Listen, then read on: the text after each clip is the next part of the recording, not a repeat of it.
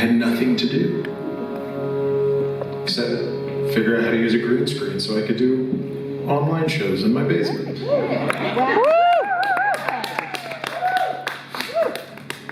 Damn, that was And the shows got me through COVID, sure. Thank you. We all wish we had such a basement. It is a nice basement, isn't it? I'm saying. Does it still say it always smells? It's a guy's basement. It's the only part of the house I was allowed to decorate.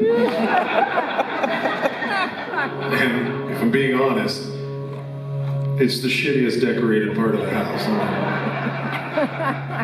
You did all But right. she wouldn't let me hang the baseball bats in the foyer. What are you gonna do? Though I tried. Anyway. It must have been like 2 months into the pandemic, and I started kind of circling the wagons on wanting to write something and try to crystallize what up to that point had been my experience with this new reality, right? So we have this spare bedroom in our house. We call it the gym. It's GYM. There's a treadmill in there and everything. Does anybody But I like to go in there and work out, like lay on the ground. And so I was in the gym one day, working out, taking a nap, and there's this window in the house, in that room. It's the only like oval-shaped, ornate window in the whole house. I don't know why they put it there. But it looks out over this tree line, and I'm looking out at these trees, pretending I'm doing push-ups. And it struck me that I hadn't been outside in like 3 weeks. What? And all of a sudden, the world that existed on the other side of the window seemed very unknown to me. So I got up from my workout, and I went down to the basement that we talked about earlier. There's a studio in there, and I started kind of working in earnest on what would become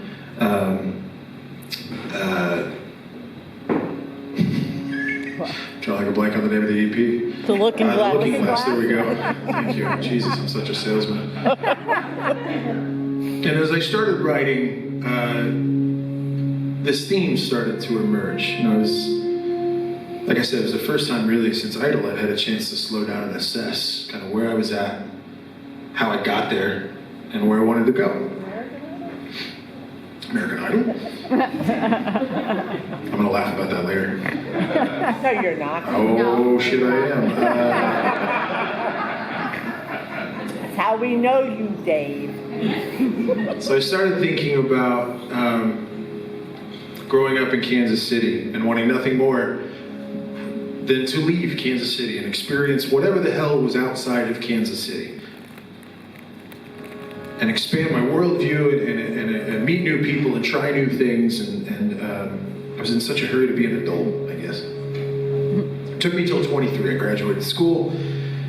And I could have stayed in Kansas City and designed greeting cards for 40 years. No. Or I could move down to Tulsa, Oklahoma, join a band down there that I was friends with, and live in this guy's dining room. Absolutely. So I moved into this guy's dining room. And immediately this excitement washed over me, and then right after it was this immense fear, like, holy shit, what am I gonna do? I'm not home anymore.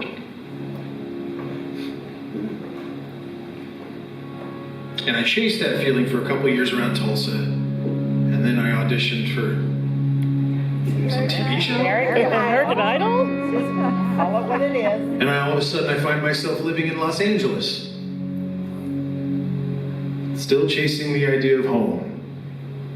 All over Hollywood, which is not the best place to try to find home, just saying. Then I met my wife, my now wife. She wasn't already my wife when we met, that'd be weird. And we moved to Nashville, Tennessee, and we set up shop there and made a home there. But I was still chasing whatever idea of home I'd had from when I was a kid. That idea of safety and belonging and all those things that you sort of give up when you have to grow up. And so I started writing about that idea of wanting to go back home and it being this thing that you're always sort of chasing. And as I wrote this song, I realized what home is to me. I think home is wherever I'm at and serving my purpose, whatever the hell that is. Just got sermony real quick. And I started thinking about playing shows, traveling the world, getting to play for audiences like you guys. And how much fun this shit is. This job is killer. I highly recommend it if you can get into it. I can tell you how I did it. I wouldn't recommend that book.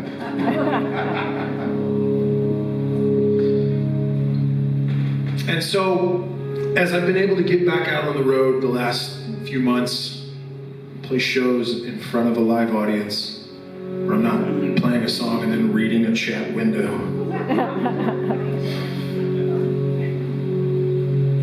I'm struck at how much more appreciative I am to be up here. I've always been appreciative. I mean, shit, you guys, some of you. Most of us. Saw fit to, burn up your anytime minutes voting for this guy with a shit haircut on TV.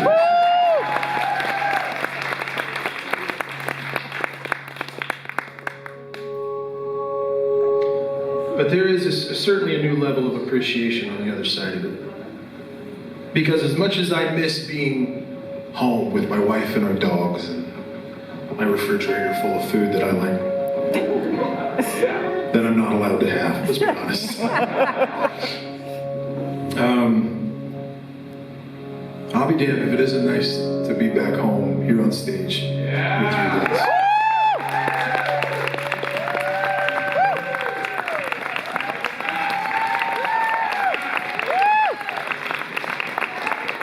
So this song's for anybody out here tonight who's still chasing the idea of home. This is Make a Move.